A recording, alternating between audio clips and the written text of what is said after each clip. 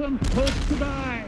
By these 50 countries, differing so much in race and religion, in language and culture. It is a big idea, a new world order. Well, I know they're lying. They tricked me once, but they're not going to trick me twice. The time is now.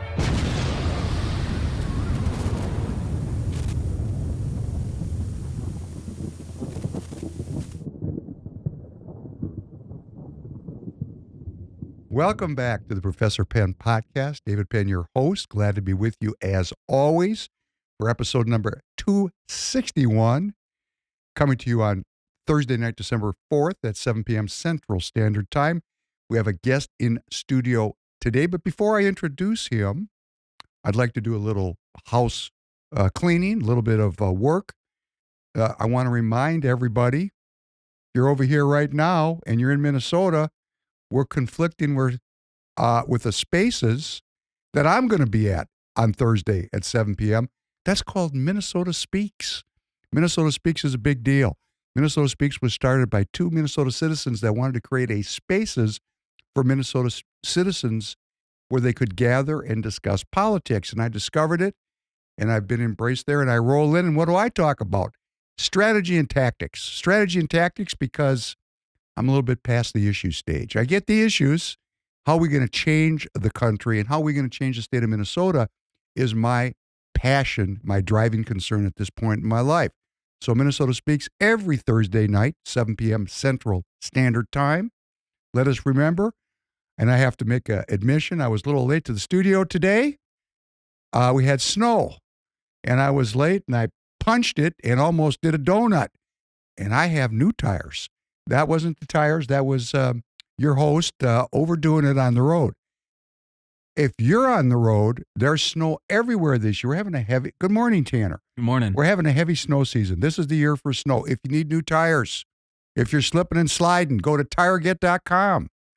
Tireget.com. I'm going to have everything you need, winter tires in your size. Call me, price right, service right, and we'll put them on right by your house.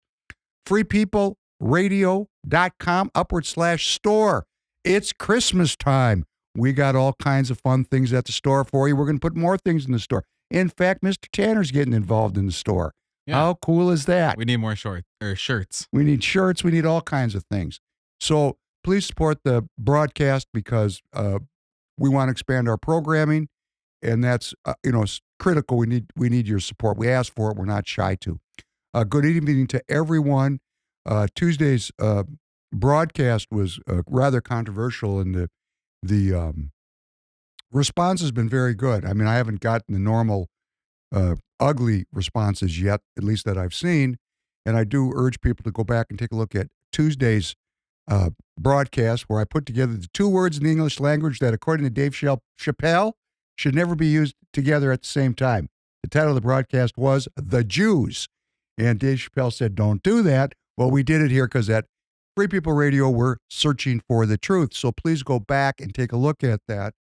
And I did leave out one idea that I meant to discuss, and it really is a good segue into our guest tonight because, as you know, at Free People Radio, we're very interested in what Representative Walter Hudson calls emerging constituencies. Something that the Republican Party of Minnesota, the traditionalists, have not done a very good job with. I'm not in their heads, so I'm not going to say why they don't do a good job with it. I could get really ugly about it, but I'm not going to do that. I'm going to say, I don't know. But I personally enjoy, we've had on a leader of the Hmong community. We've had people from all kinds of different communities come on. And we're going to introduce somebody very shortly from another emerging constituency. But I didn't talk about tribal consciousness, tribal or clan consciousness. And I did, in thinking about the podcast, I didn't bring out the fact that Jewish people are very urban, very educated, PhDs, doctors, lawyers, whatever. They're really part of the modern world, and yet we carry a tribal, or what one might call a clan consciousness, which means, for reasons I don't have the time to discuss because I want to introduce my guest, there's a certain commonality of interests that are culturally shared amongst the tribal members. It's not a conspiracy.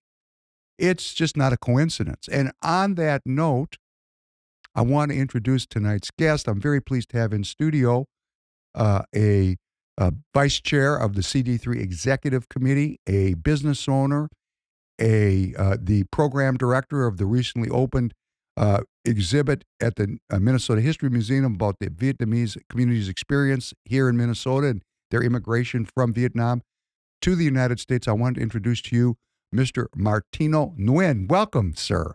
Hey, David. I'm really glad you're here. We've known each other for a long time, but this is the first time we've really had to sit down and talk. So it's always fun for me to hear. Like I tell my story all the time about how my family got here. How do we get here? Anybody that stayed behind died. That's great. It wasn't a choice. It was get out of Dodge right now. So I am going to suspect when I ask you to tell me your history, your family's history, there's probably something similar.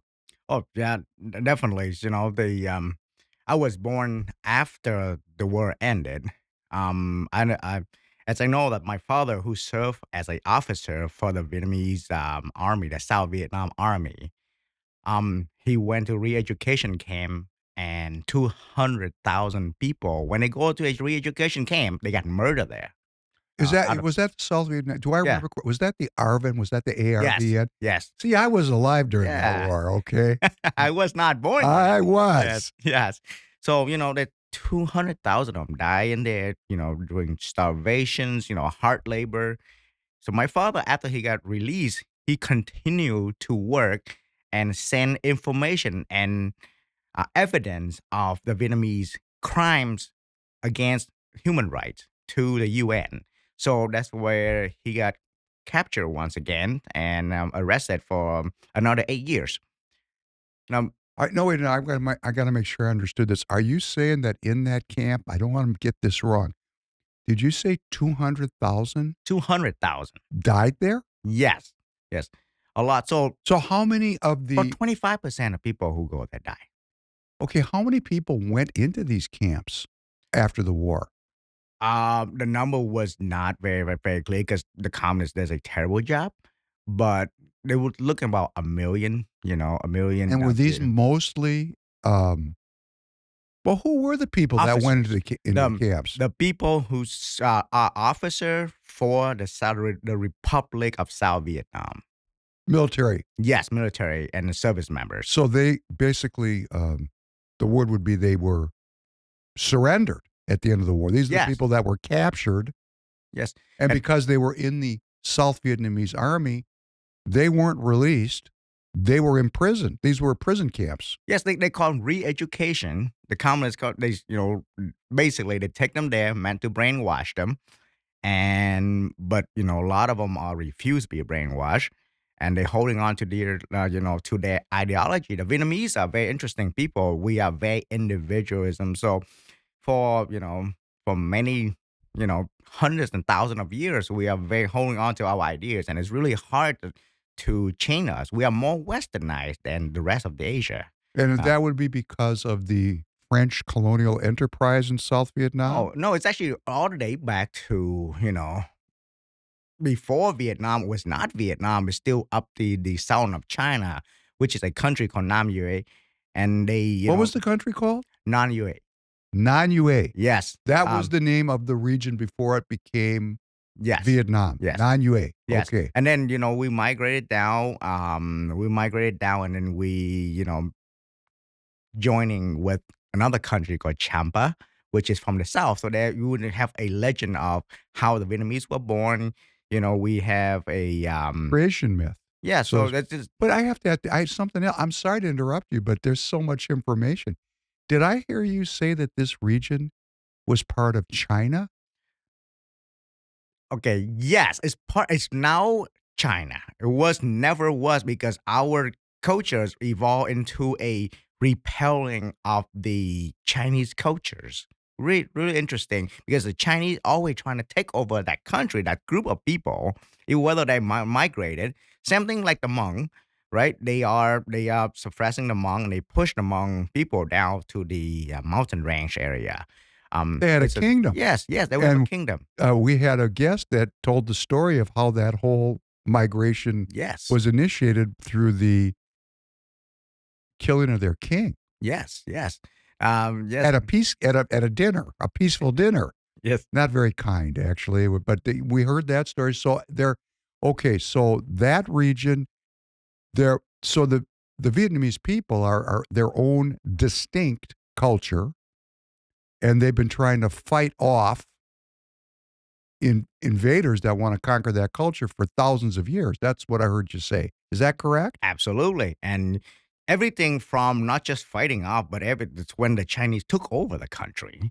We are creating new language, new writing, just to repelling the Chinese. They trying to teach us Chinese, and we took Chinese, and then we create a new word from it. It look like Chinese, but it's actually meant different things.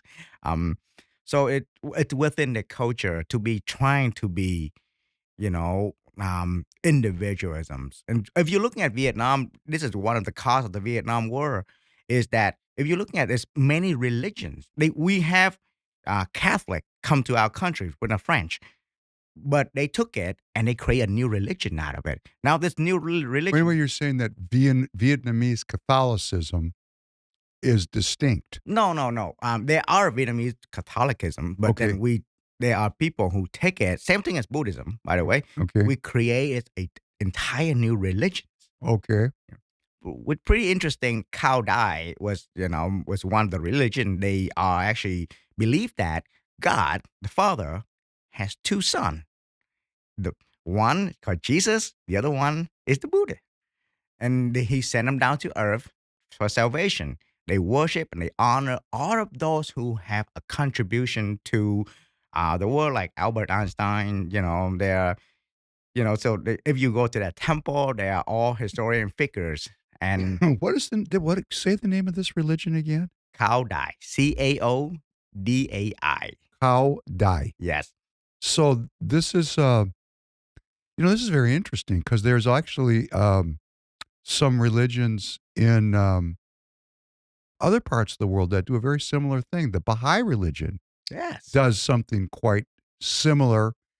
I've never heard of this religion. I want to thank you for sharing that. Is it still going today? It is still. It's still and now there's two branch now. Can I just ask? Is the audio okay? Because do we We're need to doing get that? pretty good, but you could probably move that mic a That little mic closer. probably needs to be a little closer to you, right? Like about one fist Perfect. difference. There you go. Okay. Maybe even tip it down a little bit so we can see your face. There you go. Sorry. Tanner might even take that out. No, you're doing a great job, David. Thank Thank you. Okay, go ahead. So this religion, are there adherents of the Cao Dai religion living here in Minnesota? I don't know about if they live in here in Minnesota. There's no temple here. When we talk about the refugees, so there are two branches of Cao Dai right now. One is in Vietnam, who is mostly controlled by the Vietnamese Communist government. The one here is the original Cao Dai religions, and I met the man. He actually one of the news reporter for the Vietnamese TV stations here. But when he came, they are all poor. They live in a little house. People come knock on his door to go, pay their respect to their God. He tell me a story that they have funeral. They bring dead people in his house to have the ceremony, which is really interesting because he just have a normal house, and they have funeral, they have all kind of things in his town. So This is in California. you had the Catholic religion came with the French. This Cao Dai religion was started within the Vietnamese community. Yes. How old is that religion, would you say? Could you guess? Give me an idea. From a background, roughly about the like after World War II. roughly. Wow, very relatively recent. It's very recent. Oh, yes. that's very interesting. Yeah. Okay. But during the North Vietnamese invasion, Cao Dais and Hoa Hao, which is a different religions, that from Buddhism, right? It's another convert religion to Vietnamese Buddhism. They are very much against the Vietnamese North Vietnam invasions for that individualism. They was massacre. Their town and their temple and everything was just massacre. So which is you So know what you're saying is that the North Vietnamese, when they prevailed, there was a lot of people that were killed. absolutely. Hundreds of thousands or millions? So I would say hundreds of thousands. So, but the number you would never know. Well, I just said on the podcast Tuesday, when you start talking about genocide, the number's not the important thing. It's the systematic killing of one group of people by another. I mean, if it's 100 people Yeah. and it's done in the name of ethnic cleansing, Yeah. it's genocide. Absolutely. It's sad that they just not just about the killing of these people. It's about it's if you we have a documentary movie that we did, and it's a revenge against the people. What I do when I go to school when I was a little kid, and my father was the one who in the re-education camp, I was being treated differently. I was being Were you my st- were you born were you born in Yes, Vietnam? I was born in So Vietnam. when you were a little kid, your father was in this prison. Yes, yes. No, no. The re-education camp after my father was released from the re-education camp. Then I have me, Okay. and then he went back there again. This Oh, time, for finishing school. Yeah. well, yes. So he worked with the UN. He's sending documentary that for the Vietnamese government commit, human rights. Well, that was Uh, awfully brave, wasn't it? Yes, Wow. and What was your father's rank in the military? he was a captain. Okay, so he Western trained or was he trained? I mean, he must have worked closely with the United States military then when he was a young man. Yes, yes. The Vietnamese army back in the day worked very closely with the French. They fought side by side. There are many rescue missions that we did, to rescue American veterans, soldier. And it's the same thing when the North Vietnamese attacking Saigon during the New Year's. The American fight side by side, die side by side with the Vietnamese veteran. So Well, so when I last saw you, it was at the opening of this history exhibit at it's the Minnesota History Museum, yeah. and you were presiding over the deal because you were the director of the creation of the exhibit. Can you tell me a little bit about how that was? That whose idea was that? Who came up with that idea? um, there was always a need for the Vietnamese community to have something that to preserve their culture and the legacy. The Vietnamese did a really good job preserving our culture, but not the legacy. So I've when I grew up here, I saw a lot of misconception about people. Even when they was born in Vietnam, they misunderstood the Vietnamese history and the art as well, because art, cultures, and history always go side by side.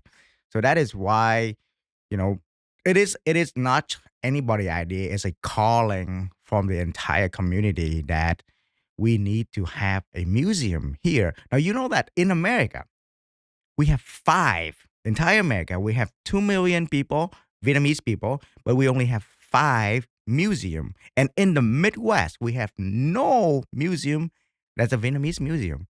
Now, this is called the Vietnamese Minnesotan Museum, not the Vietnamese Minnesota. I always say Minnesotan is our middle name, right? I believe that Minnesota is what Minnesota is. That it's a say it's more like a tapestry, a fabric tapestry where it's have a lot of vibrant thread to it.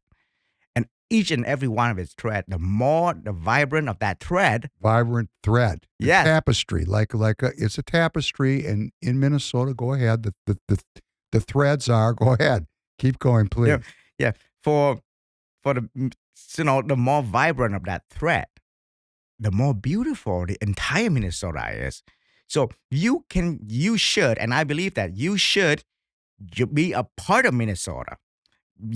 Come to Minnesota, learn English, learn the culture, learn the way of work, and be a part of it. However, you can still treasure what your background is, what you're coming from. This now you're treading right into it now, and in your role as an officer of the Republican Party of Minnesota, I think you know exactly where we're headed because you set this up because we have this explosion of information about the Somali community, and it's not unusual to find Republican uh, activists, people that are really passionately engaged with politics here in Minnesota, that they just say all the Somalis have to be deported, every one of them. And I have been in some very brutal arguments with people where I remind the people that say that is, there's citizens that are there. And they say, well, we didn't vote for them and they need to go. And I said, well, you know what, partner? They came here under an act signed by Jimmy Carter, and Carter signed that act to bring the patriots in Vietnam who had, been defeated. We don't have to get into because there's no time, but I'm sure that in the community there's going to be Vietnamese ex-soldiers just a little bit older than me. I missed fighting in that war by 1 or 2 years. I mean, that's my age. And they were abandoned. I mean, really, there was an anti-war movement in the United States, and Nixon made a deal with Mao, and that was it, because it was really a proxy war between the United States and China and Russia, no different than we have a proxy war now over the Ukraine. Although Russia's directly involved. I don't think the Chinese were caught being directly involved, although I know Russian pilots were involved, Chinese pilots were involved. I know there was Chinese military down in the war, but it wasn't to the degree of like the Korean War. It was more of a proxy war. And when Nixon made that deal, that was the end of the war. And when he did that, he left behind millions of people that had been supported by the West against communist invasion for decades. And I'm sure there's some hard feelings. Or let me ask, is there some hard feelings? How do the older ex-military members of the ARVN feel about the withdrawal of U.S. support? I've talked a lot with the ARVN, especially the president of the Vietnamese Veteran Association here. And I'm here today actually deliver a message from those people. Now, this is one of my number one purpose here. This is the 50th year, the end of Vietnam War, to commemorate that. And this message is not just come from the bottom of my heart, but it's also echoing from like the Vietnamese veteran, the ARVN veterans. We're still alive. Yes, who's fought side by side with the Vietnamese, with the American force. This is echoing from the mom and the mother who waited for their husband to come back from the re-education camp to know that 200,000 of them died. This is also an echo from the 400,000 Vietnamese who trying to escape the communists by boat and die in the oceans. And the 4 million that who made it ashore and all over the country, the 2 million people who live here today, right? And this also the echo for my children who are born here as a second generation. This is the message I want to say, is that we don't care what the politician had to say. We don't care what is the anti-war narrative of that day. What we know from the people of South Vietnam, we know that the North Vietnamese communists is invading the Republic of South Vietnam, and the American soldier stood in the way. They protect us. For us, they are true heroes. For us, they prove that freedom isn't free, but it's worth fighting and dying for. For this is message, for your answer, the answer is thank you for your service. Thank you, thank you, thank you. Wow, that's a rather unexpected. Well, that would mean that there's some healing that has happened over time. People have had time to think about what happened, and what you said was very appropriate. you forget the politicians. Absolutely. It's the everyday people that bled together that your countrymen remember. And I think that's, and it's something I was there. I mean, I missed the war by, let's see, it ended 75. Yes, it's already, April 30th, I 1975. was 16. But no, the Americans had really essentially withdrawn in 73. Yes. But I mean, I was growing up and you know, I missed it, but I was, we had a draft then and, I was old enough to be paying attention. I thought, man, I could end up fighting in Vietnam. But, as an officer of the party, and for the people that are listening, because of the explosion of anti-Somali sentiment in the party, uh, these people, your countrymen who came in desperate situation, 200,000 people that you know of, and probably a lot more, were exterminated for being allied with the United States. And President Jimmy Carter signed a law in 1980 which legitimized and legalized the entry of what they called the boat people, if I remember correctly, Yes. to come in. And your people didn't just come to the United States. They went to Australia, they went to Europe. Anywhere they could go, they went. Yes. Not unlike the Jews leaving Eastern Europe. And I'm going to tell you, there was a lot of resistance to the Jews coming to this country. And I don't remember resistance to the Vietnamese entering this country. I don't remember one person saying that the Vietnamese should not be admitted. And maybe that was because of the bleeding and dying of Americans with Vietnamese people that when you're I'm sure, no, I have friends that were there. Mm-hmm. A lot of them really fell in love with Vietnamese culture, to be quite frank. When I say fell in love, I know some that married Vietnamese women and really married into the culture and always spoke super highly. And I'm going to say I've been to Vietnam and here comes winter. In winter, good tires aren't a luxury. They're a necessity for safety. At TireGet.com, getting your winter tires is quick, easy, and priced right. With TireGet.com, you order online, install right by your house, and stay safe on the road this winter season. I do know that Carter signed that law, and it is a law. Yes. And we live under rule of law.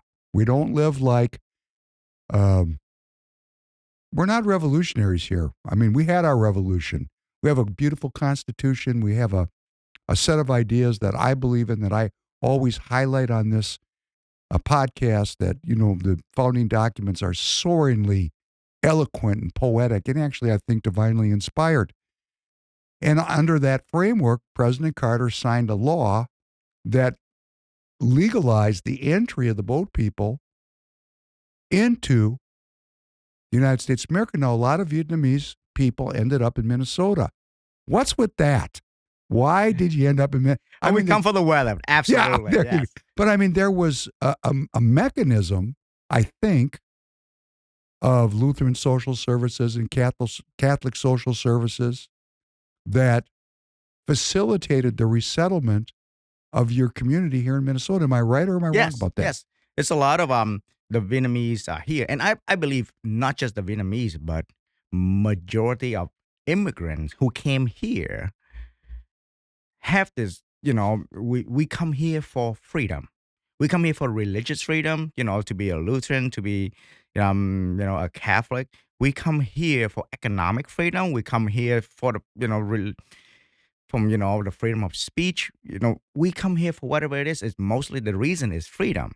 But like I said, there was the Somalian community, now it's on a newspaper. They was corrupted because of the system. We allow them to. It's not just, we building this, and it is a neglect from the government level. And people were just ripping on one community while they just forgetting looking at why did it happen. We have how many years of the Democrat administrations, and they've been neglecting it. There was a post by the CD3 Democrats, and they say, well, the Democrats care about the fraud as much as the Republican do. However, if you're looking at this, it's under Democratic watch that the fraud happened. It's not the immigrant fault. They literally just came here and they just do what they think is possible. Okay, time out, because we're going to have to really take some time. I'm glad you're willing to talk about this. I do want to say, because of course, I forget in the heat of the moment of the joy of meeting a new friend, we started something new, and I want to invite you. We're going to have a series. I don't know, I don't think you were around when I did this originally. We had a thing that we did for CD3 under the Randy Sutter regime that I called the master classes.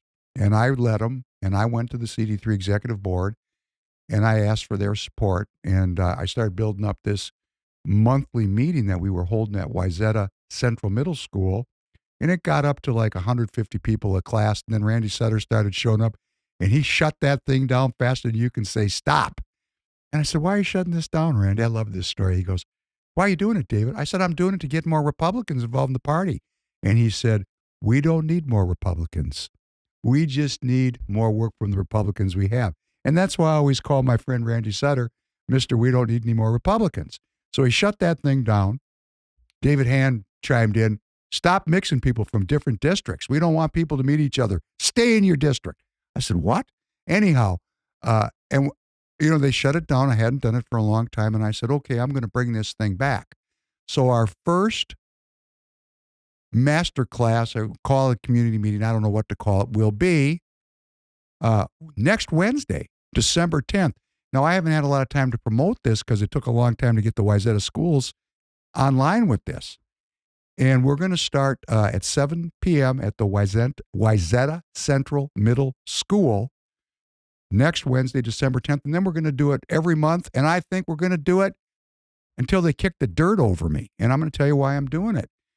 I've been in CD3 active in politics here a little bit longer than you, not much longer. I started right after the 2020 election because that freaked me out. And I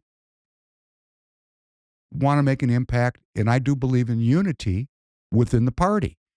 You know my reputation in the party, so we don't have to get into it too heavily. But I'm going to start doing this, and I'm inviting, if you're a traditionalist, if you're a Democrat, if you're unaffiliated, if you're Republican, you come. And we're going to have candidates on the stage, and I'm going to be presenting. And what we're going to work on is listening to the community and clarifying what's going on in the Republican Party of Minnesota. Because, and I said before we came on, remember I said to you, I said, this guy's different. He's here in this studio. He's on the CD3 executive board, and he gets along with everybody. I'm puzzled by that because, man, everybody respects Martino. Everybody respects him. And I respect you. We get along. Well, we've never had a bad word. I did call Stan Hamilton, and I asked Stan, would the CD3 executive board like to support this and be involved? And Stan was into it, and there was other people on the board that weren't into it. You probably know about this, or if you don't, you'll find out about it. And then Stan got mad at me because I did something that some of the people that are elected in this district, that would be Andrew Myers and Daniel Doe, didn't like. And what I did was I said, why didn't you sign this letter that Lisa Damuth put out about asking for an investigation of the fraud that's going on? And I said, why didn't you sign the letter, guys? And then everybody had an excuse. And I actually went on Tuesday night on the podcast. I said, look, okay, great. I apologize. Stan, because Stan's going to listen to this. Stan listens to all these podcasts. I love Stan. I like Stan and I are friends. Remember we did the short 10,000 stands? Yeah, I like Stan. Stan's cool. But I pissed him off. He was mad at me because he doesn't want Republicans to criticize Republicans. And he said, why don't you criticize Democrats? Democrats aren't going to listen to me. I want to get the Republican Party clarified. And I made a very simple apology. I said, Danny, Andrew, Elliot, I don't know why, Ron, I don't know why you didn't sign this letter. I'm not in your head. But in the future, put your email on your phone, use DocuSign, and I want to know if you didn't sign a letter, it's not because of an oversight.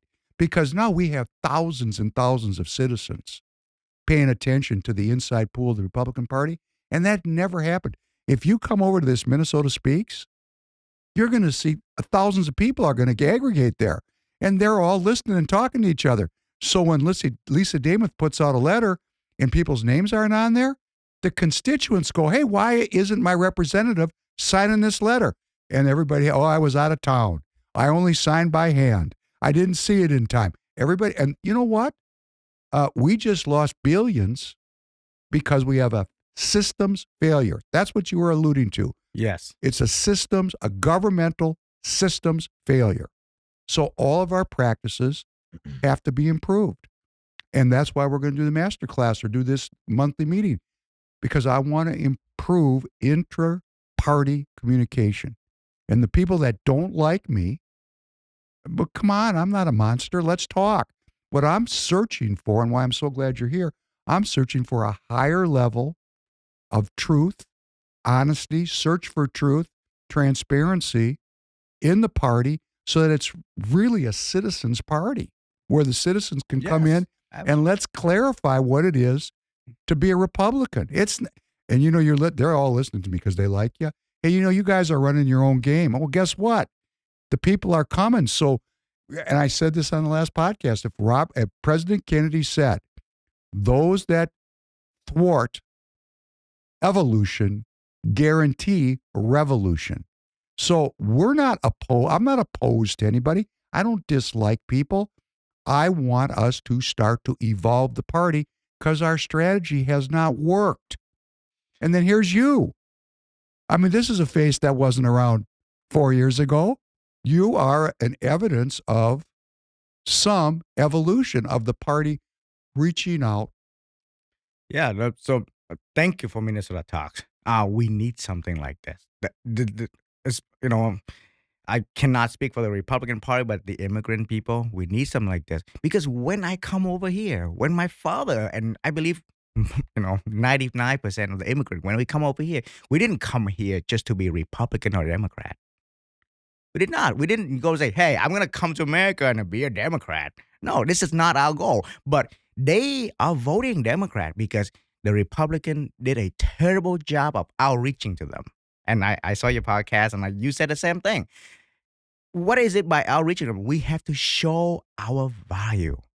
We have to show that. And if you bring them in and they see that, the Republicans are not sexist, racist, homophobic, then they will curious and they will share so much conservative value with the Republican Party. So I think, what you're doing is fantastic. Now, talk about Stan. Stan and I actually we're actually planning to have a forum, a minority leaders forum. We're bringing in conservative leaders from, the Vietnamese, the Hmong, the Sumerian. We have, leaning left, but also conservative value, immigrant leaders from, the Liberians and the Nigerians. We want to have a forum where we sit there and we showing them what is our value. We have it. We plan to have it right where the Democrat stronghold in CD3 is in Brooklyn Park, Brooklyn Center with a lot of immigrants, and we want to pass that message that we care for you. We really want to outreach. We may not be there. We may not win, the next election or whatever it is, but this is the moment where we kicked out that door. We kicked out that barrier between the minority community, all those noise that created from one communities or, the system. And we need to reach out to them because if you don't have the immigrant, who is about 30%, last time I chat GPT it, 30% of Minnesota is people of color. If we won't reach out to them, we'll lose them forever. They are our people. They have conservative value. They are the easiest group of people that we can get. Let's go talk to them. Why? What? First of all, I grew up in St. Paul, so I know when the Vietnamese community came to St. Paul, they were almost hegemonically Democrat from day one. And I know why that is, because my mother held big sway in the Democrat Party here in Minnesota, and she was very involved in that immigration of both the Vietnamese and the Hmong community. She was a lawyer, so she did a lot of legal work, pro bono legal work, because there was a lot of problems. We were taking people that they were dropped into a completely new world. So, my mom worked and I was very involved. I mean, I was a young kid. I used to come with her. So I know what the deal was, at least in St. Paul. And here's my mother giving free legal services to people. There was family problems, divorces, kids had problems. There was rent problems. There's all kinds. And these people, these what Joe Biden called newcomers, they're newcomers. They had no legal resources. They had no financial resources. And here comes the Democrat Party saying, what can we do to help you? And actually show up. But here's the difference. Not asking for votes.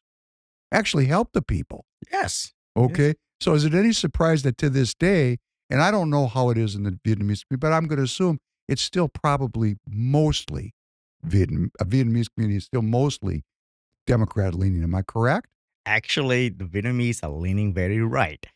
They Yes. are. Yes, I would recommend you to ask Tri Tans, who is the president of Vietnamese community, or Mr. Hạc Nguyen, who is the president of the Bring them Vietnamese in. veteran. Come Yeah. back and bring them in. You We know. got 2 more microphones. Yes, but the Vietnamese community is leaning right. When did that transition take place? I think that that transition is always there. That part of it, people leaning left because they didn't understand better. When they get to understand to live that, and they experience the exact same thing that they experience at home with the communists. I'm not calling Democrats a communist, but I'm just saying that there are similarity. They just say, "Hey, we just risked our life to escape that. We recognize We're not going back this. that." We Yes. recognize this. Yes, we recognize as parents. So talk about this is the people that when they come in here and they're receiving goodwill. Now, to me, I believe that the Americans are the most charitable people on earth in history of the world. Actually, that's why there's so much people do so much for other people for free. And people in different culture, they don't understand that. They just, wow, this is here. And they misunderstood that with handout. And they come up with, Handout. yes. They misunderstood the handout. Yes, they misunderstood the handout. It's not, so they believe that the government entitled to do certain kind of thing. They come here and they have this entitlement sentiment, So it's unfortunate, but we need to get this message right. And we cannot ditch the minority community and say, oh, they've been voting Democrat, let them vote Democrat. Now, one other thing is that the minority, I look at all the data as in CD3, I look at data, and my theory is that they don't vote Democrat, they just don't go to vote. They don't go to vote. If you seen that, my father came here on his 50th year, when he's 50 years old, his social security check is paper thin, right? So You're saying it's not that much. not that much. We have to work 2-3 jobs to put food on the table. Go to vote is the last thing in his mind, right?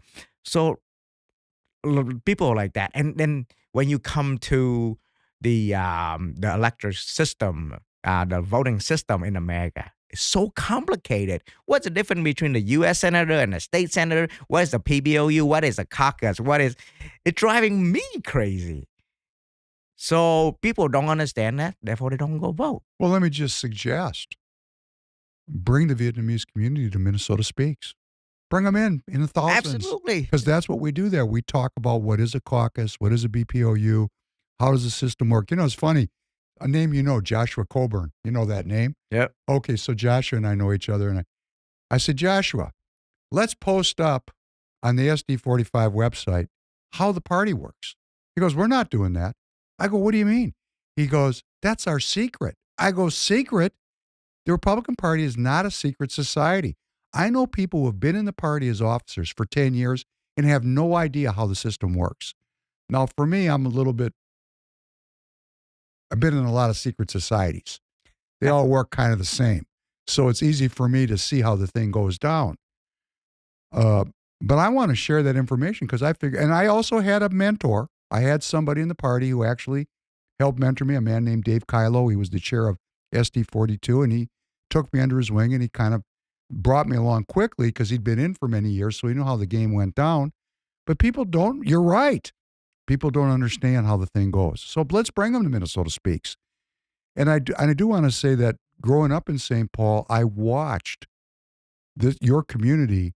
Man, this is an entrepreneurial community. If you go over to St. Paul, Minnesota, hey, if you're outstate, take a trip down University Avenue if you want to see what can happen in one generation. In fact, the St. Paul City, the Ramsey County prosecutor, if I'm not mistaken, is Vietnamese. Yes. So, this is one generation. People go from coming up, and boy, I'll tell you, I went to that deal.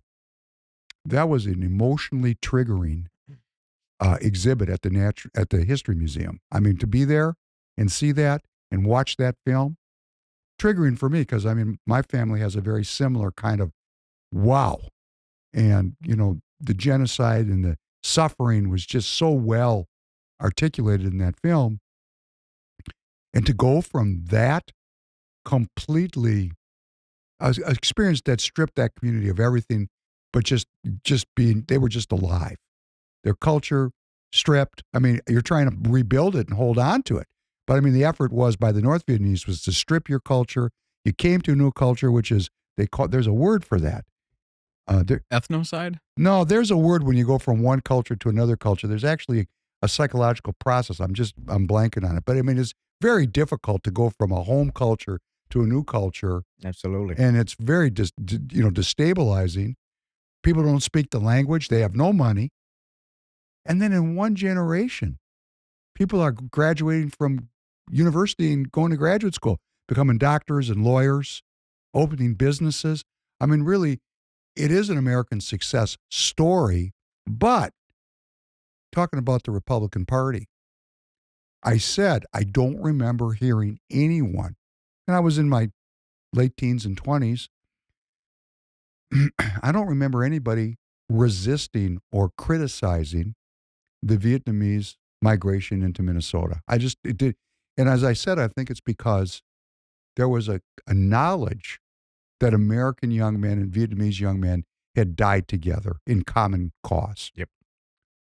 But it was that bill that Carter signed, which also allowed and legalized the movement of the Somali refugees into Minnesota. How are these two migrations the same or different from your perspective? Can we bump the mic a little closer before you start? And turn it down just a little bit so we can see your. There you go. All right, good. Thank you, Tanner. Perfect. Like yeah. so. Okay, so those two migrations. Is there a difference? Are they the same? How, because they're under the same law. I honestly don't think there's a difference, to be honest with you. For me, from the Somalian, the Hmong, the Vietnamese,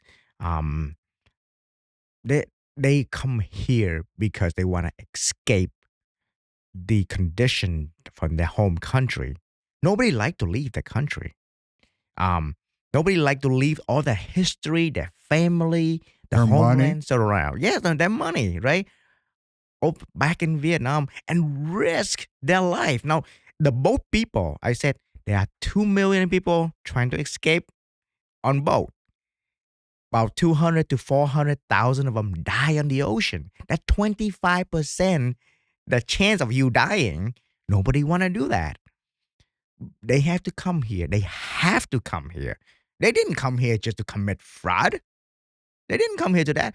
But whatever that is, the system that enable them to do certain kind of thing is we mismanaging. If I own company and if my worker, make a mistake in their job, I didn't go out and look at it and say, you're fired. If you do that, you ran out of people to fire. You have to look at how can I modify my business? Why is my business that people keep making the same mistake? And I fix the system of that business, not the business itself. This is not hilarious. The person itself. I have to tell you, on Tuesday night's podcast, when you listen to it, if you haven't listened to it yet, I say the exact same thing. Yeah. I own a business, and when we lose money, first of all, I'm responsible for it. I'm like the governor of my business. I'm the governor of my business. When my systems allow people to steal from me, well, they suck, the people that stole from me. But ultimately, who sucks? Me. Exactly. Because the systems have to be in place to prevent and protect myself. Or as the Chinese would say to me, you left your door unguarded. So who, and in this, what you're saying is very controversial. I know some of the people who listen to this podcast, and what I heard you say was, from your perspective, under the law that Carter signed in 80, the migration of the Vietnamese, the Hmongs, other groups, African groups that I'm going to tell you my audience have no idea. The Nigerians, the Liberians, they don't even know they're here. And there's a lot of them, really a lot of them. You all know here in Minnesota, Republicans, that we have all kinds of African communities functioning here that have left Africa because of all the different wars and problems there under that same law. And we don't even know who they are. I mean, have you ever even heard of a Liberian, just out of curiosity? Yeah, by name. But Okay. yeah. You know that there's, how many Liberians are in Minnesota? Do you know? I have no idea. I mean, there's a lot of them. And Okay. so they're their own distinct community. So in the Republican Party, there's an argument about this, particularly as it relates to the Somalis, because of this problem that has come up. Well, I've drawn a lot of flack. I mean, people have even made very anti-Semitic statements towards me because I am not defending the Somalis. I am defending the idea of rule of law and American citizenship. Yes. It's, and I say this to people who are saying, deport all the Somalis. Come to Minnesota Speaks, get involved in politics. Don't criticize, actually go to caucus, become a party member, and work to change the law. We're not just going to, and I know President Trump is saying, deport them. I think I don't pay that close attention to what's going on nationally, but I get a sense that that's what's going on. But what's ultimately going to happen is if someone is a citizen and they're in good standing as a citizen, they're not going to get deported. But if you're here illegally, if you lied to gain your citizenship, if you misstated your status, if you did anything, I'll tell you something interesting. There's two crimes that have no statute of limitations here in the United States of America. Capital crimes. You kill someone in 1958 and we figure it out in 2025, you can still go to jail for that. That is forever.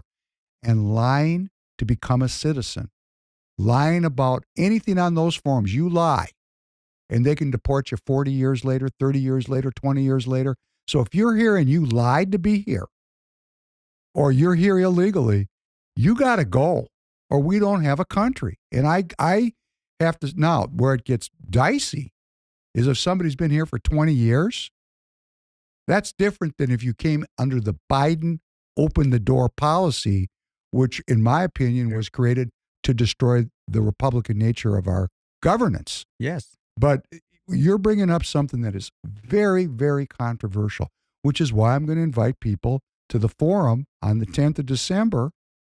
And then every month we're going to do it because we want to clarify issues like this. We want the community to speak up and we want to talk about it. So for those that are mad at me, I'm not interested in defending the Jews or the Vietnamese or the Hmongs or the Liberians, the Nigerians, or the Somalis. That's irrelevant to me. I'm an American. I want to defend rule of law and the idea of American citizenship. So we have something we can come together around. Yep. Because, okay, you want to get rid of all the Somalis. Why not get rid of all the Vietnamese? Why not get rid of all the Jews? Let's start with a group that's really in the power structure that people are really critical of. Let's just deport all the Jews. And there's going to be people that hear this and they're going to say, yeah, right, Tanner? Yeah. Right? Unfortunately. So, and then we've got this thing called citizenship. And that's the basis of republicanism. We're citizens. So you've said there's no difference in your opinion. I don't think that I honestly don't think it is. You talk about the concept of citizenships. What is it? I thought to myself many times, what is it to be Americans? People, the Vietnamese people and a lot of immigrants, especially the Southeast Asian, when we refer the word American, And then my kid would say, "Oh yeah, the American. They were born here. He's 10 years old. So I was thinking to myself, what is American? Are we Americans? Is American is being white skinned, blue eye, and 6 feet two? Is American is being in the same land together? For me, our country is unique. America is very unique. We have a group of people, the founding father, come together with an idea.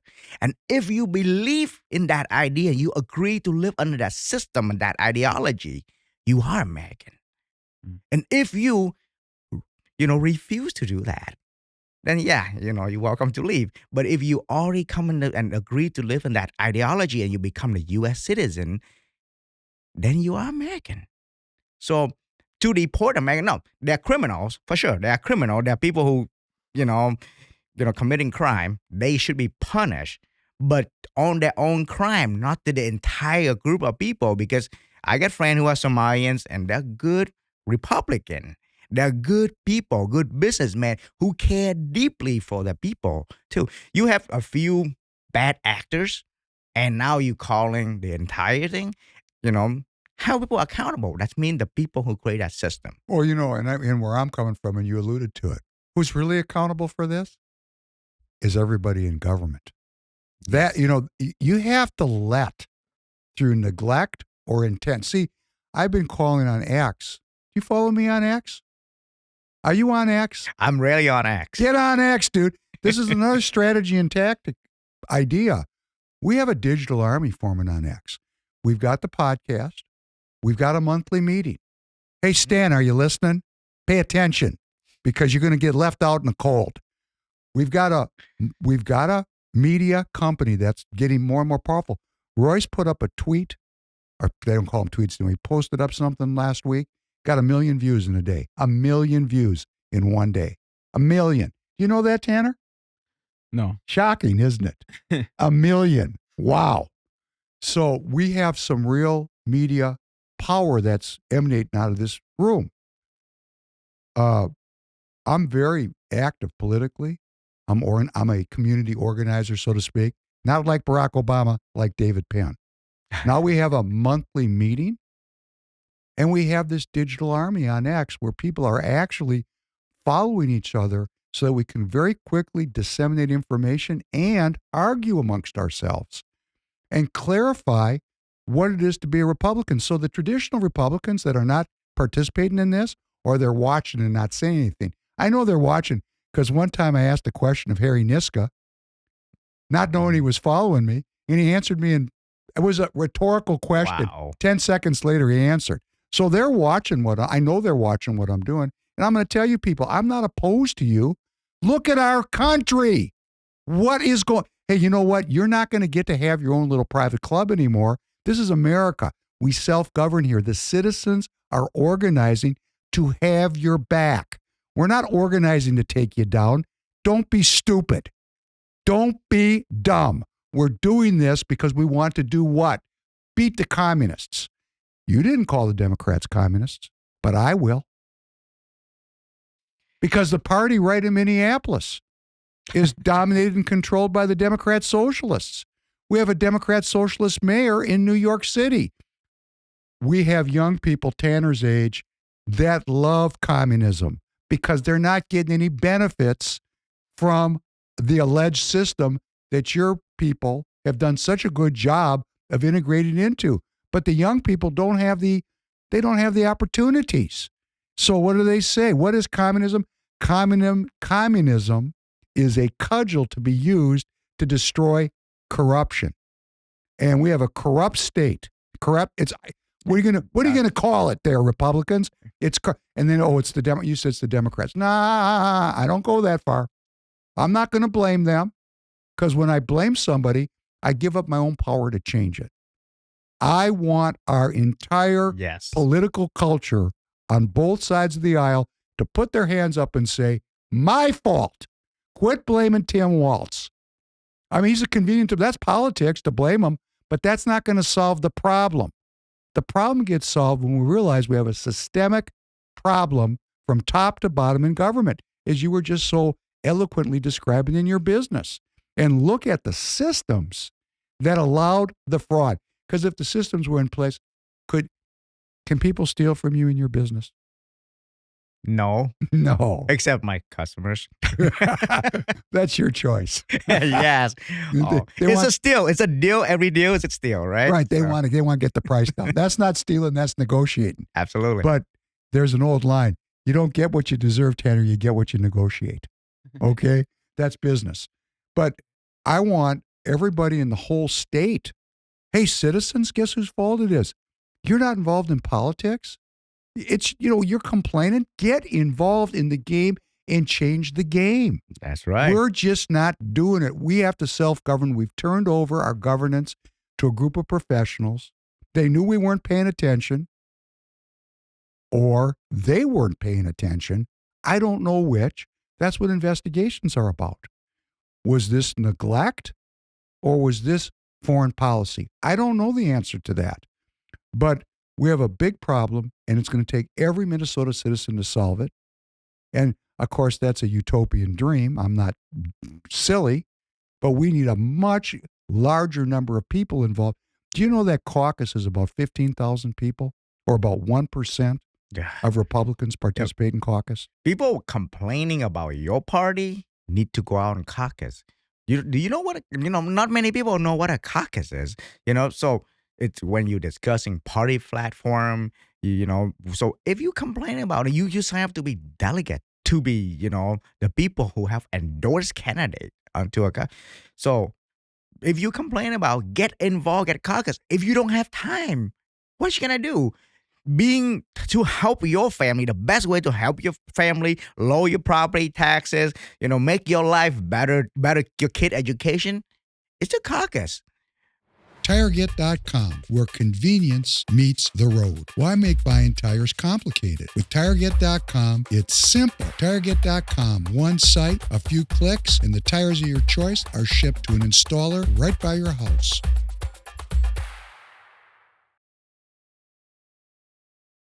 So You're right. Well, this is what we. I'll go to vote, but yes. Well, this is what. Well, it's not enough to vote. Look what voting has brought us. We don't have any idea how much money is getting stolen. And this is another thing. I'm going to say this. I'm going to say it over and over. We're focused on $1 billion or $2 billion here. Okay, it's huge, awful. United Healthcare is a $400 billion company. It's under investigation for fraud. Our whole healthcare system. Do you know how many procedures go on, and how many pills get prescribed, and how many surgeries get done that don't have to? It's unquantifiable because nobody's looked at it. There's something called iatrogenic disease when it's caused because of your treatment. Mhm. It's massive how many people get sick because they have a treatment. Energy, Xcel Energy, we're decarbonized. Yep. I mean, this is, and we have a Public Utilities Commission that is appointed and overseen by our legislature.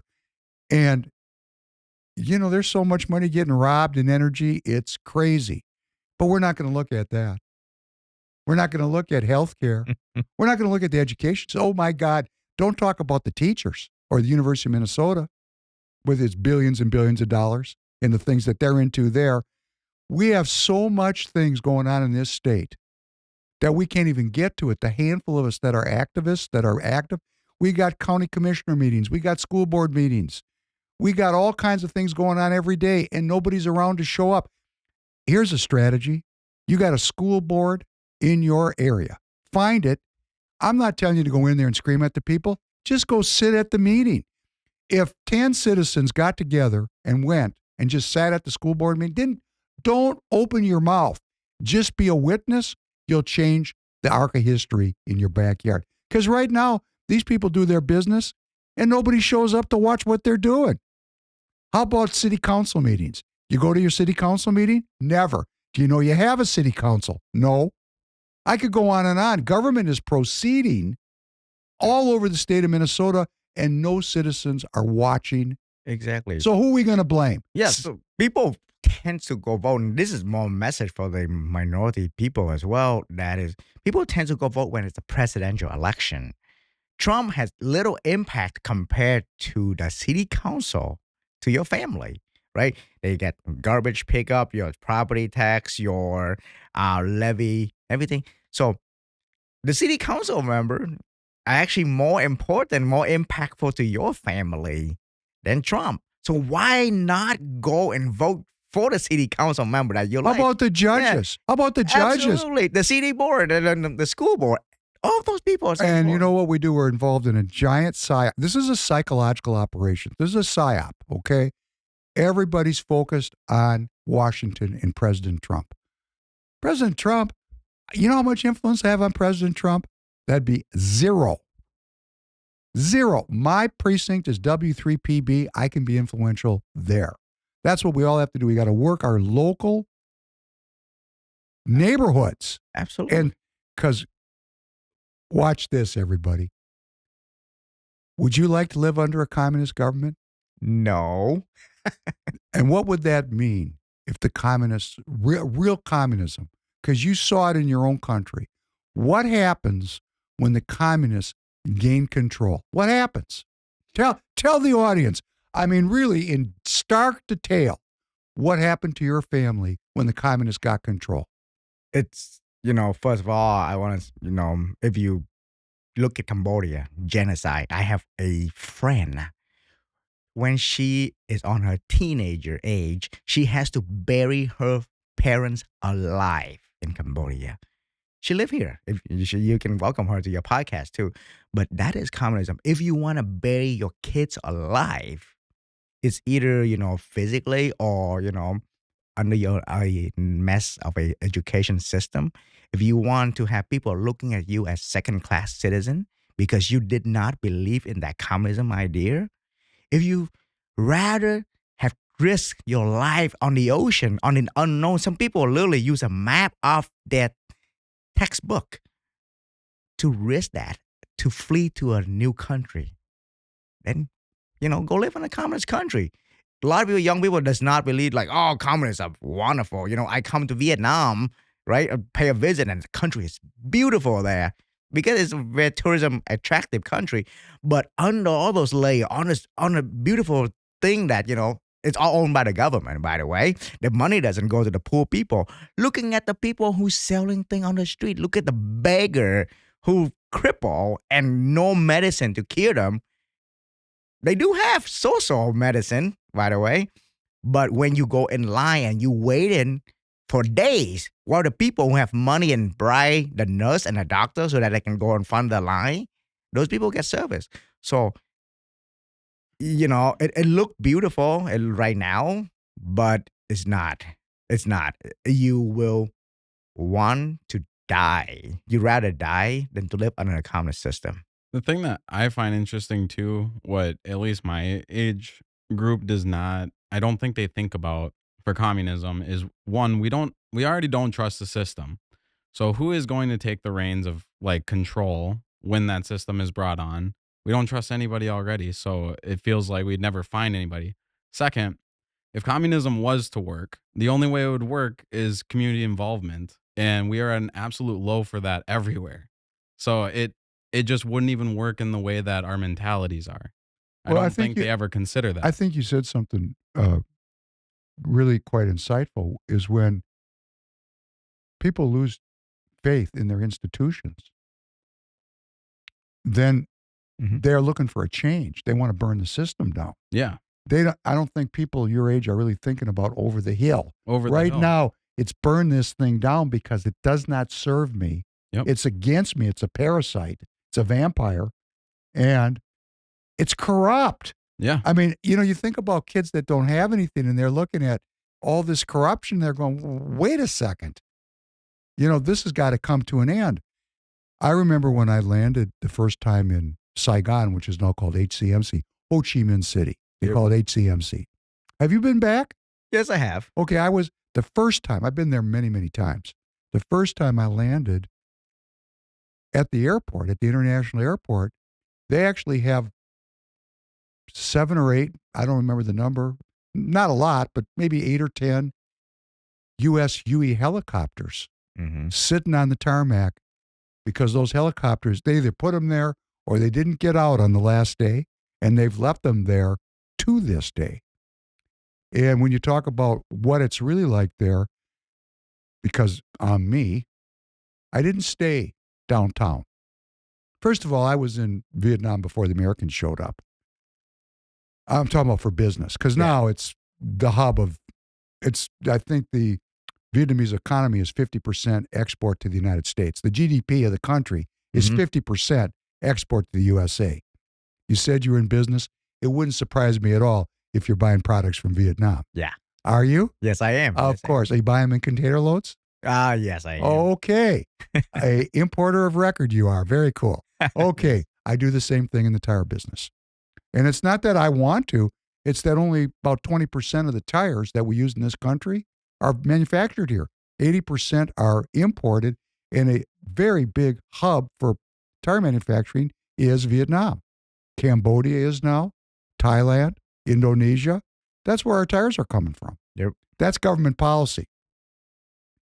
There is one thing I can say in defense of this. The rubber trees are in Southeast Asia. Yes. We don't have any rubber tree plantations here in the United States. But sidebar, we'll pick that up at another podcast. But what I did was I had a driver, and when you're in HCMC, it is a sprawling, thriving metropolis. You drive 1 mile outside that city, and it looks like Vietnam 500 years ago. People don't have shoes. Exactly. They've got those big water buffaloes.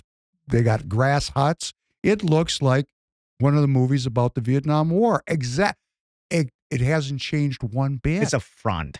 It's a communist front. It is. You watch a Potemkin. Yeah. It's called a Potemkin village. It's not. It doesn't represent what's really happening in the country. And I don't know if you know anything about this, and if you do, tell everybody. But the Vietnamese government is converting to the digital ID, and I heard. I don't know if it's true. Maybe if you don't know, you don't know.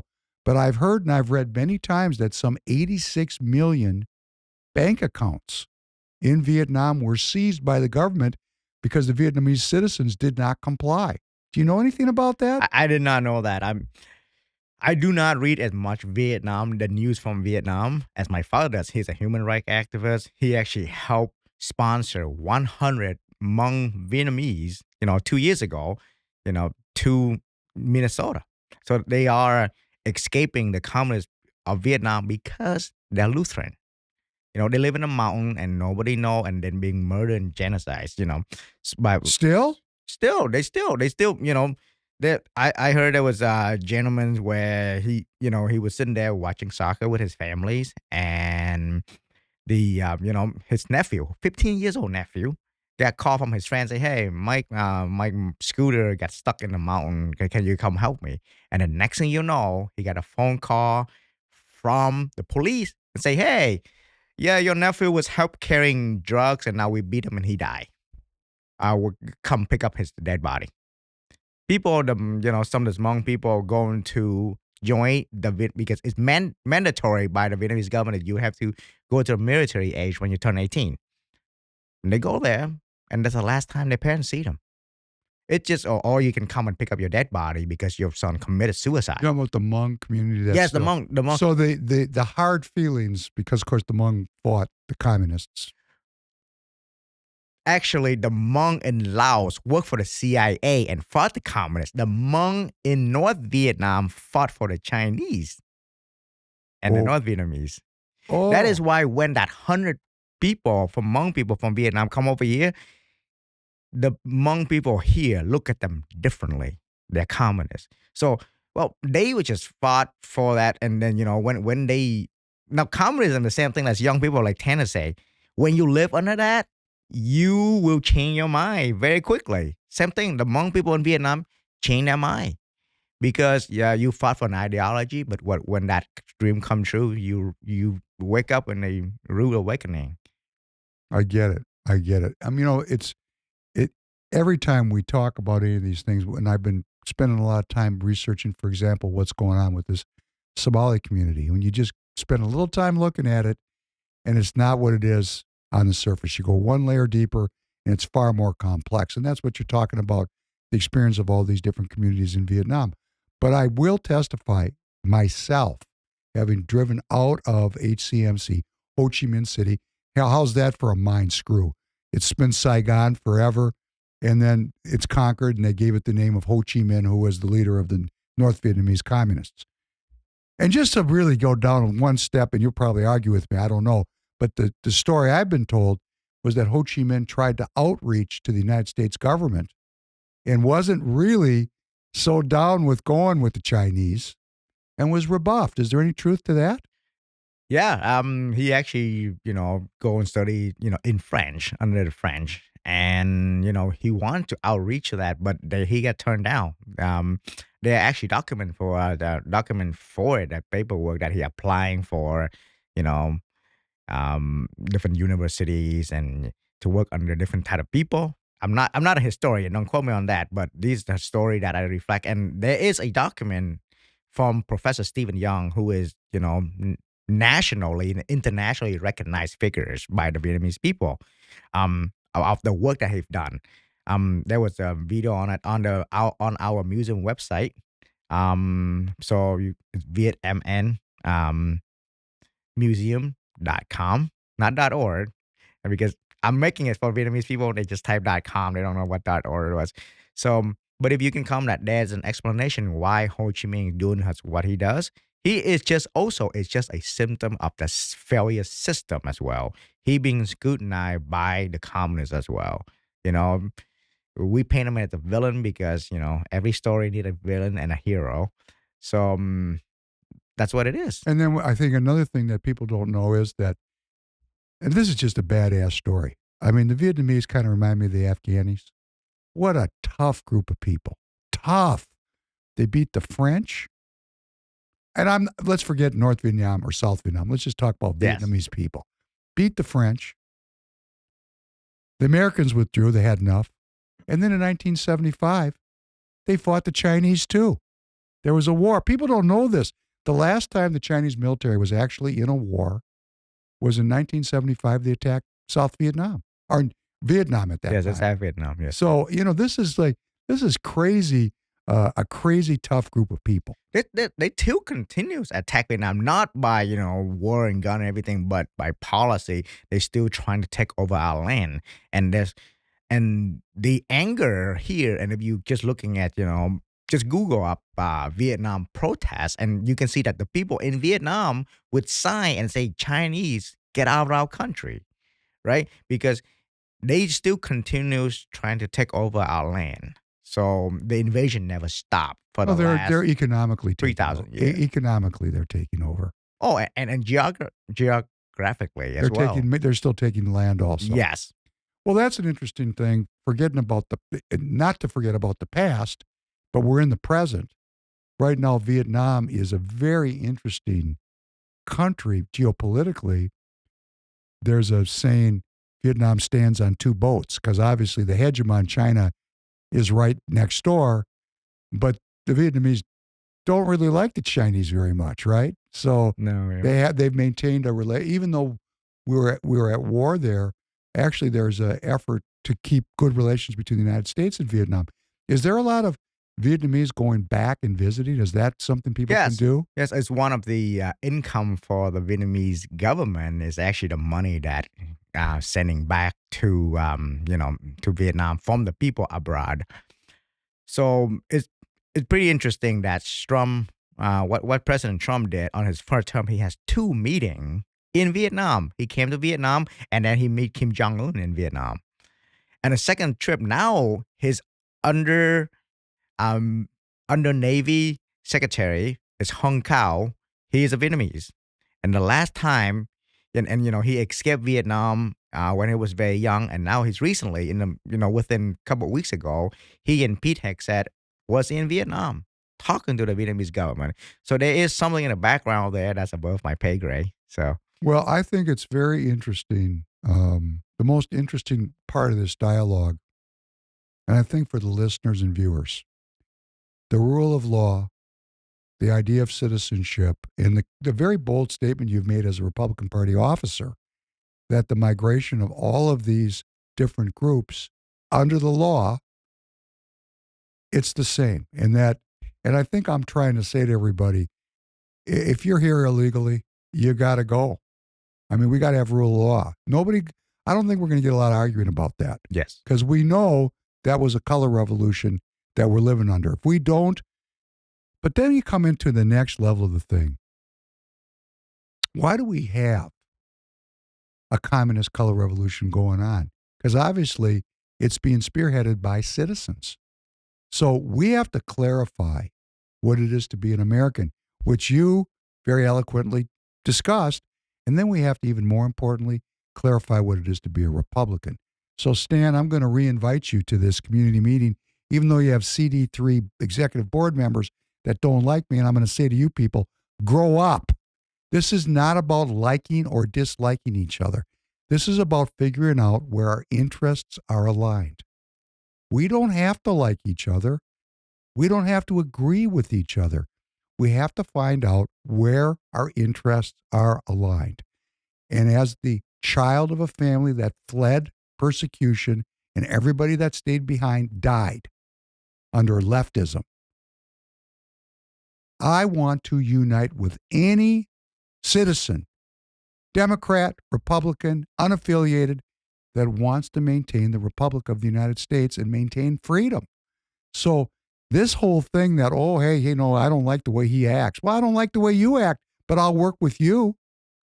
I mean, people, this is the wire. This is so important for me to say. Maybe you'll be the bridge. I love the fact that Stan and you have decided to go up to Brooklyn Center and hold these meetings with these communities. But I will also say, and you know it, I don't know if some of these other people know it, immigrant communities are very sensitive to bullshit. They know when people are showing up because they want to be community and friends. And they know when they just show up to harvest a vote. Absolutely. When you talk to me, can you feel that I'm sincerely interested in getting to know you and being your friend? Yes. Yes. That it's real. I have a real desire to make a peer-to-peer relationship with you because our interests can find alignment. And we can work together to fight the communists here in Minnesota to maintain freedom. I'm very serious about that. So I'm going to say to Stan, don't show up if you don't mean it, because these people are smart and they're not going to tolerate anybody showing up just for a vote. They want to be part of our community. They want to be embraced. They want to be Americans. They want to be Republicans. So here's something I say to hold the thought. Mm-hmm. Here's something I say.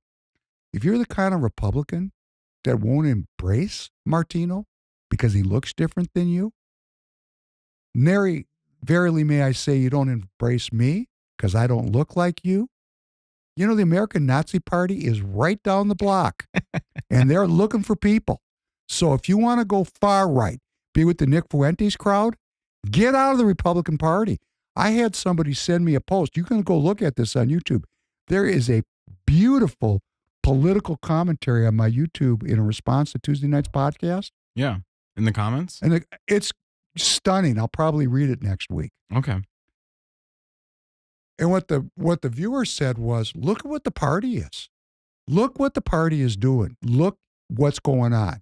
How can you support the Republican Party?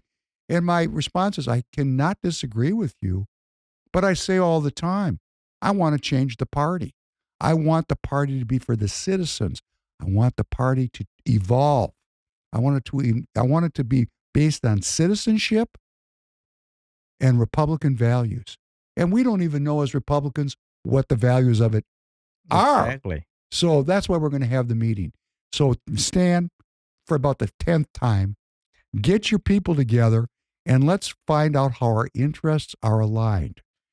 Yeah. So, well, you ask me why people like me. I honestly don't know. I just act the way I am. But I would if I'm Stan, and I love you, Stan, and I believe in everything you do, and thank you for your service as well. And I believe that if I'm Stan, I would just show up, just simply as curiosity and see what happened there, and then before I make up my mind. That's one thing I can say. It's another thing for the Republican Party to do, and so many people, like you just said, exactly. People do not know what is the value of the Republican Party. When you say you are Republican, you don't even know what the value of it is. A lot of people are just being a Democrat or Republican because they hate the other side. That's not how we should be as a country. We We share the same country, we share the same ideas. So why are we hating the other people? We have to reach out to every single one of them. It doesn't matter what color of their skin, doesn't matter what their ethnic, either they're Somalian or Vietnamese. You you look at them and you have to be the party. The Republican Party has to be the party of solution. You have to show them that you genuinely care. You have to be solution. What is your solution for hard work? It's not free handout. It's education. You learn, get a new job. Things like that. But the first thing we have to do is reach out to them and say, "You're welcome. You're welcome here in this country. I believe in you. You're the best actor in every culture, in every country. But, you we love you and you're welcome to the Republican Party." That should be our message. And let's just say that's a great message. We're a party of ideas. Yes. Ideas. Okay. Let's go just take a quick history trip. Quick. The Republican Party is a relatively new party. It started in the 1850s. The party that preceded it was called the Whigs. The Whigs. The Whigs had their own little Antifa called the Know Nothings. It was a branch, like the Democrat Party has its Antifa. The Whigs, which was the progenitor of the Republicans, had an Antifa called the Know Nothings, and we've talked about this. This is another movie on your list, The Gangs of New York. Martin Scorsese actually is all about the Know Nothings and their attempt to prevent Catholics from coming into the country. This argument over immigration goes back to the way back. You want to talk about the most litigated issue in American history? It's what it is to become an American. Chinese immigration was resisted. I mean, seriously resisted. Until very recently, Muslim immigrants couldn't have elected positions. I mean, we have a history, and I understand both sides of the coin, because we did let in communists. I mean, let's just face the fact. We allowed a European migration, and very leftist ideology came into the country. Okay, now wait a second. There's children. I mean, dad's a communist. How about the kids? They don't have to. We have a thing called legacy voters. Now, my parents were communists. I'm as rock solid a Republican as I can think of. I'm self-governing in every way I can, even to the point that I own farmland. I'm self-governing. Hey, fuck you. That's how I feel about it. Excuse me, Tanner. I mean, edit that out. Yeah. No, I mean, really, I want to self-govern. I'm not going to call the police. I'm going to self-govern. And we need to spread that spirit. Absolutely. And we need to get together to do it. But if you go back historically, the progenitor of the Republican Party was deeply anti-immigration. That's what it was doing. And it had a uniparty. We talk about the uniparty now. It had a uniparty with the Democrats. The Whigs and the Democrats had a uniparty in Congress. They were together. Just like today, we got a uniparty. And that's really the problem, not the solution. And what was the deal that they had? Because their interests were allied. They were different politically, but they had they had interests that were in common. And here was the interest that they came up with in common. The Democrats said, "We'll help you keep the Catholic and Jew out of the country. You help us keep our slaves." That was the uniparty deal. And there was a man from Illinois, Honest Abe Lincoln, that jumped up as a Whig and said, "I'm not down with this." He started criticizing members of his own party. Mm-hmm. They ostracized him. They pushed him out. And he said, "You push me out? Great. I'm starting a new party. And this party is dedicated to human freedom and human well-being. I'm going to call it the Republican Party, because republicanism is a philosophy." I mean, he took the name of the philosophy and he started the party. Our party is born of rejecting a uniparty deal, which was there to maintain slavery and keep other people out of this country. And that sentiment, that Whig sentiment, it's still in the Republican Party. Yeah, it's it's Sorry, sad, yes. It's there. Yes. It's not just, honestly, it's just not just the Republican Party. It's in the Democrat Party as well. To be honest with you, I face a lot of, they may not blame the immigrant, but they now created this new scapegoat. They are, white man or thing like that. There's always a scapegoat for every single party. I believe in that. Um, but what those people, they are the people who is far right and the people who is far left, and there's so many people in the middle. We need to be a Minnesota. We cannot, or if you are Vietnamese, welcome to the Vietnamese Minnesota. You know, we need to join this melting pot, and we have to look in the same thing, eye to eye, not to paint each other as devil, not to paint each other as this evil thing that the news media trying to sell you because they want to sell their news, right? We need to come together to build a better Minnesota. Do you raise your children to be Vietnamese or American? I let them be what they want to be, and I let them be as generic it is. I teach them Vietnamese and English. Now they pick mostly English up because that's what they speak in school. But I bring them to a Vietnamese church. I feed them Vietnamese food, and they love spaghetti. That's not Vietnamese food. They love sushi, which is So there's a lot of those. I'm just letting them because I believe that as there is the beautiful of, and then Cha Vang, he was here, and we say that is we need to take the good part of each single cultures and we put it together and we create this wonderful state. I look at it the way my grandmother told me. She said, my son, 'cause she was very religious, just came, right? Be an American. Don't keep the old ways. Don't wear the black hat. Don't have the side locks. Go to public school. Don't become a Yiddish speaker. Join America. That's why we're here. And I listened to her. And I love being an American. And I think the rally point is not the Republican Party, but the philosophy of republicanism, where every citizen is a sovereign of their own life. We're the king and queens of our own life. Absolutely. We respect other people. Yes. Because there's a Christian background in our culture. Do unto others as you want them to do unto you. We protect minority rights. We involve ourselves in civic life. These are the attributes of republicanism. We are involved. If you're not engaged in civic life, don't call yourself a Republican, because a Republican, that's a lifestyle. It's a philosophy of life. You are involved in civic life. You've joined your local party. You go to your local school board. You watch your county commissioners. That's what we do for entertainment. We don't play video games. We do America. That's our video game. And the final thing is where we've really lost it as Republicans. In the party, we believe in the common good. We know that if we have young people that are completely cut out of any economic opportunity, they're going to become communists. We've forgotten that. So those are that's why we're going to do the meeting, Stan, to clarify what it is to be not in the party, but to say you're living in a republic. We live in the Republic of the United States of America. What does that mean? It has to be revived. Just like I'm not comparing myself, but Abraham Lincoln had to break out of the Uni Party and say, hey, this is not republic.